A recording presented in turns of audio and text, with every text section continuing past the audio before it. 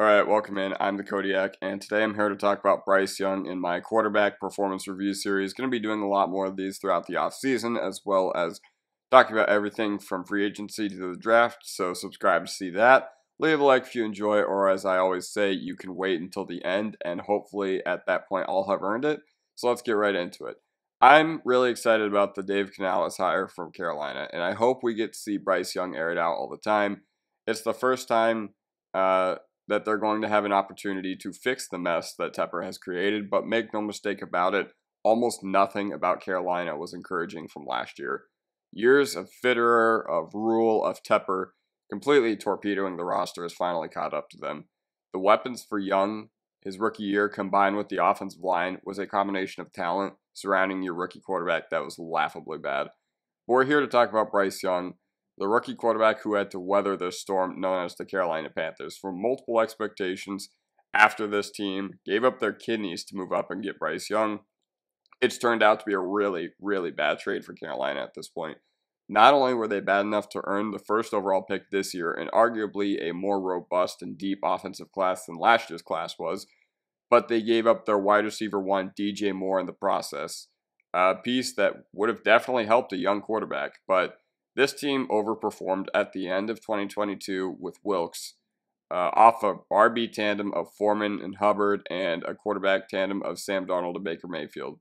So they really should have been picking much higher than 9th overall based on, their talent alone, because honestly, that's just a bunch of mid, or not even a bunch of mid, that's a bunch of bad. But Fitterer knew he wasn't keeping his job if he was going to be relying on Sam Darnold and Steve Wilkes to lead the Carolina Panthers next year. And I get the idea from Frank Reich's perspective, who they ended up hiring to replace Steve Wilkes. I get the idea of wanting to trade up for a quarterback. I'm sure in Indianapolis he was sick and tired of the old washed-up quarterbacks like Rivers, Wentz, and Ryan, and he finally had the chance to get his guy in Bryce Young. And Bryce Young was phenomenal in college. Phenomenal off script, phenomenal on script, great accuracy, and you could make the argument that 5'10" pocket archetype may not be the most common you'd be looking for, but Bryce Young was awesome, and he appeared to have all the mental tools to go ham in the NFL. Great anticipation, excellent poise, incredible ball placement, so our job as fans is relatively easy. We just sit back and we enjoy good talent and we just talk about it. But the job of NFL franchises and the ones who have to decide what quarterbacks to swing on is what people gets fired if they miss. And professional sports is a results-based industry. But just because he did not have the year one everyone was expecting, that doesn't mean we're even a fraction of the way through the story of his NFL career. Because after watching a bunch of Bryce Young from Alabama, I refuse to believe that he just lost his talent overnight when he got drafted to Carolina. In a loaded quarterback class, I can see why he was taken over Stroud. I can see why he was taken over Richardson. And yes, if you are a Carolina Panthers fan, it probably hurts to see what you could have had with Stroud and a competent regime. But as great as Stroud was, he probably has an equivalent year as Young in Carolina if he goes there. And here's why Young struggled. Let me make this clear. It was not his fault. Let's start with this situation. Frank Reich is a bad head coach. He caught lightning in a bottle with Doug Peterson in 2018 on Foles' run to the Super Bowl. Then he gets hired by the Colts to mitigate Daniels backing out. McDaniels, not Daniels. McDaniels backing out. The Colts did have a good year in 2018 after starting out 1-5, but then Andrew Luck retiring sunk that team's 2019 year. They recouped it with a bunch of quarterback instability, but what stands out to me was that ultimately, outside of a few stretches, Frank Reich was in over his head. Not only was Reich a problem in 2023, but the talent surrounding Bryce Young was just simply not there. But I do want to take this time to shout out the whole Carolina defense and Ejiro Evero, because I'm from Denver and I know what it's like to have Evero carry a bad offense. But regardless, the O-line played terrible in 2023 for Carolina. There's one guy I want to highlight who basically is symbolic of Carolina's, regime under Tepper, and that is Ekwonu. He looked extremely promising his rookie year. People were very excited about him around draft time. Then he regressed this past season. I think it was a combo of the scheme change from, gap zone not being a strong suit, and the constant rotation of the guy next to him all year.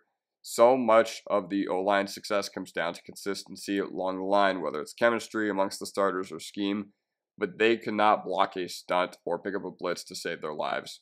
I think Christensen and Corbett being healthy all year will be a huge improvement for the line. And as a bonus, they fired their offensive line coach in Campen.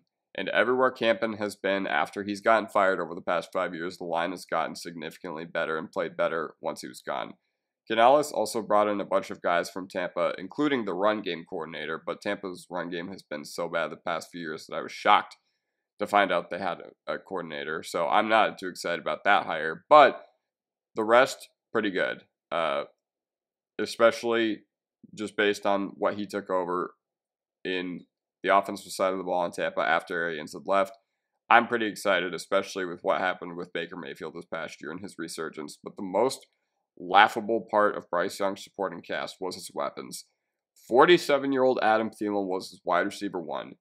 Jonathan Mingo was a wildly irresponsible reach in this past NFL draft. Terrace Marshall has just not shown anything at the NFL level, and DJ Chark has had about 20 lower body injuries at this point in his career, so he's not the same wide receiver that he was early on in Jacksonville. But when I watch Young, I see a guy who has no help. I see a guy who is not surrounded with proper talent to help him succeed. The Carolina Panthers gave him nothing. To be successful when the best offensive weapon you have is Chuba Hubbard, it's looking grim. But this team can actually go somewhere and win the division with Bryce Young in year 2. They have quite a bit of work to do this offseason to rebuild this team, but it can be done. Bryce Young can succeed. You already have the guy who you think can be the QB of the future, and he hasn't shown anything as far as like production and as far as wins that indicates that he will be your quarterback of the future. But the tools are still there. He's still a toolsy quarterback, and he showed that he is still the quarterback that the Panthers had hoped they were getting when they gave up a haul in March 2023 to get him. So that does it for me, and I will see you guys next time. Leave a like if you enjoyed, and subscribe if you're not already. Peace.